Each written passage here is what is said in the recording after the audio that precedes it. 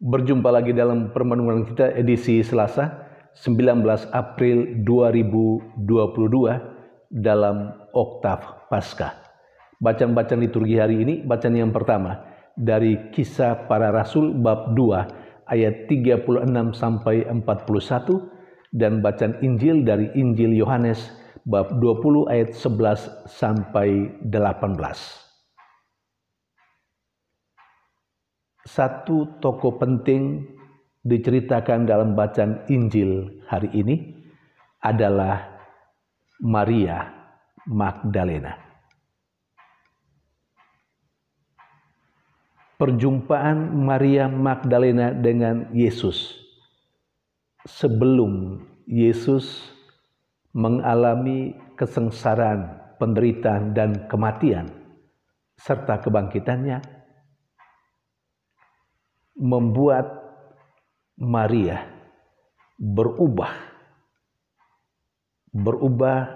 secara signifikan 180 derajat dalam kehidupannya. Dan Yesus yang ia jumpai, yang telah mengangkat dirinya keluar dari situasi keterpurukan yang luar biasa saat itu, menjadi seorang pribadi yang sangat menarik hati Maria Magdalena. Ketertarikan dan kepribadian Yesus yang penuh perhatian seperti itulah yang mendorong Maria selalu mau merasa atau selalu mau dekat dengan Yesus. Apapun halangan itu. Kematian Yesus ternyata tidak menjadi halangan bagi Maria Magdalena untuk mau dekat dengan Yesus. Karena itu penginjil bercerita tentang pribadi yang satu ini, Maria Magdalena, sebagai orang yang pertama mengambil inisiatif datang ke kubur Yesus. Dan Maria Magdalena jugalah menjadi orang pertama yang menyaksikan kebangkitan Yesus. Karena itu bisa dipahami, perjumpaannya dengan Yesus sebelumnya membuat Maria selalu merindukan kedekatannya dengan Yesus. Selalu merindukan untuk selalu ada bersama dengan Yesus. Itu juga yang mendorong dia mencari Yesus atau datang ke kubur Yesus. Pingin lihat kuburnya saja sudah cukup bagi Maria Magdalena. Dan pencariannya, keinginan dan kerinduan untuk berjumpa dengan Yesus akhirnya terpenuhi menurut bacaan Injil hari ini. Maria menangisi Yesus, berdiri di pinggir kubur. Lalu kepadanya diperlihatkan malaikat Tuhan yang bertanya, "Ibu, mengapa engkau menangis?" Sejenak kemudian, demikian cerita bacaan Injil hari ini, sejenak kemudian Yesus juga bertanya kepada Maria. Yesus yang saat itu menurut cerita Injil hari ini berada di belakang Maria. "Hai ibu, mengapakah engkau menangis?" Maria yang saat itu menyangka Yesus adalah seorang tukang taman, dia berkata, andai kata Tuhan mengambil dia, maka biarlah Tuhan membawanya ke sini supaya aku bisa merawatnya. Dan saat itulah Yesus menyapanya dengan memanggil namanya, Maria. Dan Maria Magdalena menjawab, Rabuni, artinya guru. Betapa bersukacita hati Maria Magdalena berjumpa dengan pribadi, dengan Yesus, orang yang sangat ia cintai.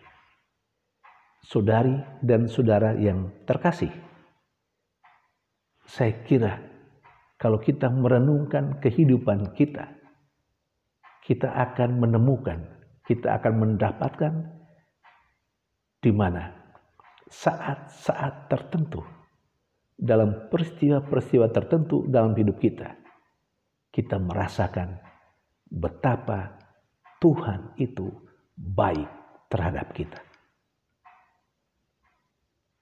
Dan kalau kita menemukan dan mendapatkan bahwa ada saat-saat tertentu dalam perjalanan hidup kita, saat di mana kita mengalami kebaikan Tuhan, itu harus menjadi sebuah momen atau titik berangkat di mana kita selalu mau berjumpa dan pingin terus bertemu dan ada dekat dengan Tuhan. Pertanyaannya, apakah kita seperti Maria Magdalena? Sekali mengalami kebaikan Tuhan, lalu kemudian terus merindukan supaya ada bersama dengan Tuhan dan selalu mau mencari Tuhan.